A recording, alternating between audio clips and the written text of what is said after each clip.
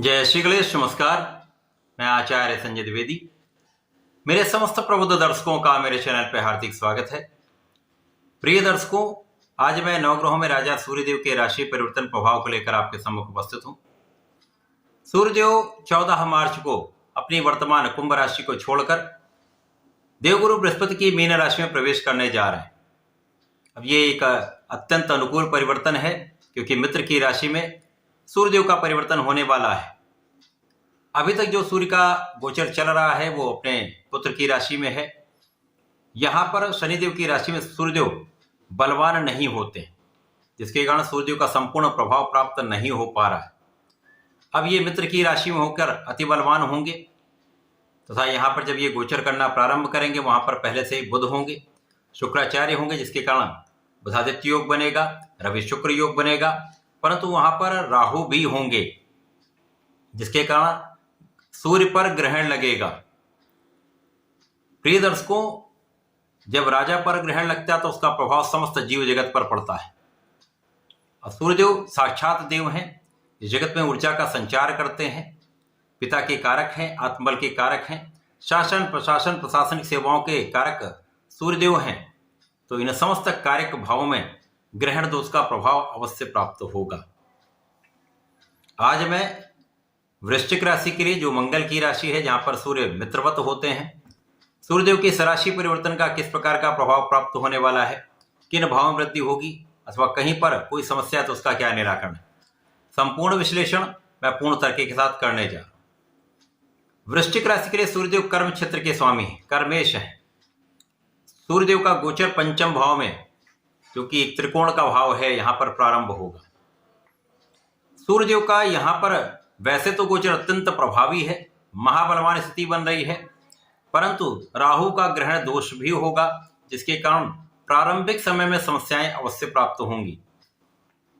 क्योंकि जब सूर्यदेव आगे की ओर बढ़ेंगे और राहु का सदा ही गोचर वक्री अवस्था में पीछे की ओर होता है, जब ये बैकवर्ड मूवमेंट करेंगे, सूर्य आगे बढ़ रहे हैं, तो ये जब बिल्कुल एक दूसरे के सामने पहुंचेंगे, अत्यधिक निकट होंगे, तो यहां पर सर्वाधिक नकारात्मक प्रभाव प्राप्त होता है।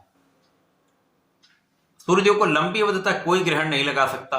तो जब सूर्यदेव राहु को पार कर जाएंगे, आगे की ओर बढ़ जाएंगे, तो लगभग 10-12 दिन के पश्चात सूर्यदेव का प्रभाव कई गुना बढ़ जाएगा। तब बुधादित्य योग का भी लाभ आपको प्राप्त होगा, रवि शुक्र योग का भी लाभ आपको प्राप्त होगा, तथा यहाँ पर केंद्र त्रिकोण राजयोग का लाभ भी आपको प्राप्त होने वाला है। इस समय में, प्रारंभिक समय में संतान के पक्ष से आपको चिंता हो सकती है, संतान के स्वास्थ्य में कुछ समस्याएं हो सकती हैं, अथवा संतान से कुछ तनाव की स्थिति बन सकती है। इसी प्रकार से इस समय जो विद्यार्थीगण हैं, उनके आत्मबल में कुछ कमी हो सकती है। कभी कभी ये आत्मबल में कमी होती है, कभी कभी ये अति आत्मविश्वास हो जाता है। तो अति आत्मविश्वास भी घातक होता है, तो आत्मबल में कमी के कारण अपना संपूर्ण प्रयास नहीं कर पाते। तो दोनों स्थितियों में ही नकारात्मक प्रभाव प्राप्त हो रहा है। प्रारंभिक समय में जो विद्यार्थीगण हैं, उनको नियमित रूप से सूर्यदेव को जल देना चाहिए। जो छोटे विद्यार्थी हैं, छोटी कक्षा में हैं, उनके माता पिता को ऐसा करना चाहिए, अपने पुत्र के नाम से सूर्यदेव को जल देना चाहिए, गायत्री मंत्र का जप करना चाहिए, अथवा ओम आदित्याय नमः का कम से कम 27 बार जप करके अपने बच्चे के लिए प्रार्थना करें। इसी प्रकार से नित्य अपने बच्चे को आशीर्वाद दें, विशेष रूप से पिता नित्य आशीर्वाद दें। और जो बाकी स्टूडेंट्स हैं, बाकी जो विद्यार्थीगण हैं, अपने पिता का नित्य आशीर्वाद लें, तो सूर्य का बल आपको प्राप्त होने लगता है, समस्याएं कम होने लगती हैं, आपका आत्मबल अच्छा होने लगता है।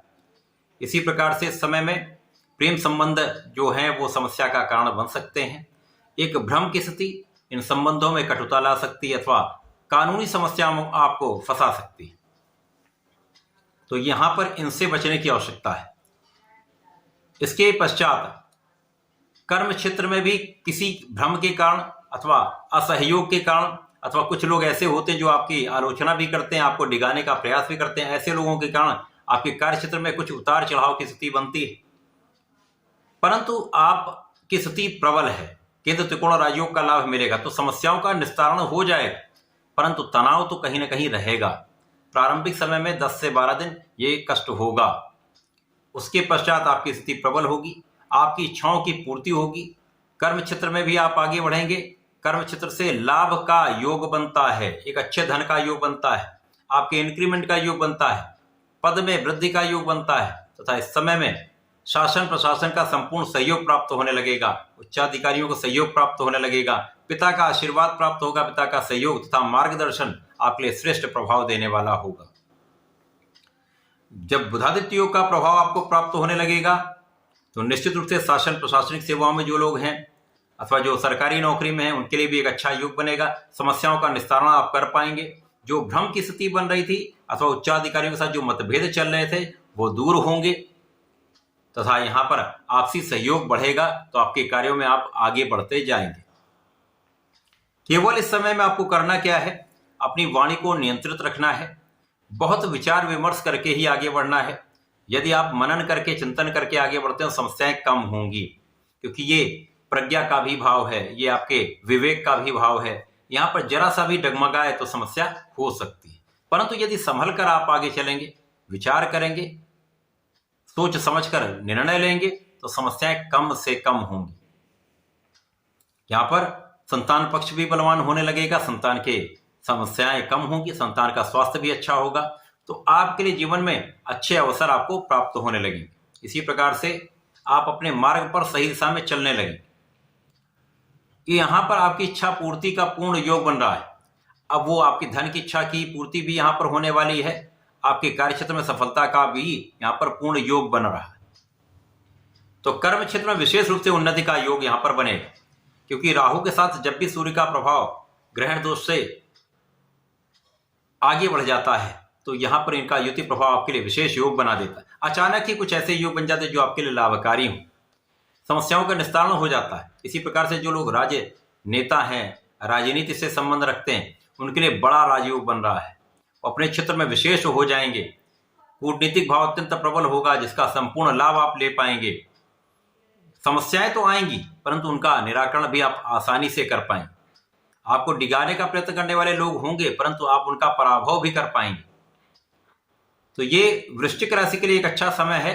जब प्रारंभिक समय में आपको बहुत संभल कर रहना है, वाणी पर नियंत्रण रखना होगा, क्रोध पर नियंत्रण रखना होगा तथा बहुत विचार करके आगे बढ़ना होगा। बड़े निर्णयों से आपको बचना होगा, परंतु 10-12 दिन के पश्चात जब सूर्यदेव अति बलवान हो जाएंगे तो समस्त राजयोगों का लाभ आपको प्राप्त होने लगेगा। संपूर्ण रूप से आपके लिए अनुकूल स्थिति बन जाए। पूरे समय में आपको नियमित रूप से भगवान शंकर मोचन की शरण में रहना चाहिए। हनुमानाष्टक का पाठ नित्य करना चाहिए। यदि प्रत्येक मंगलवार को 7 बार हनुमान चालीसा का पाठ संकल्प लेकर करते हैं तो विशेष लाभ प्राप्त होंगे, समस्याओं का निस्तारण हो जाएगा, आप प्रगति के मार्ग पर चलने लगे। तो ऐसा करके इसका उपयोग करें, लाभ लें। धन्यवाद, नमस्कार।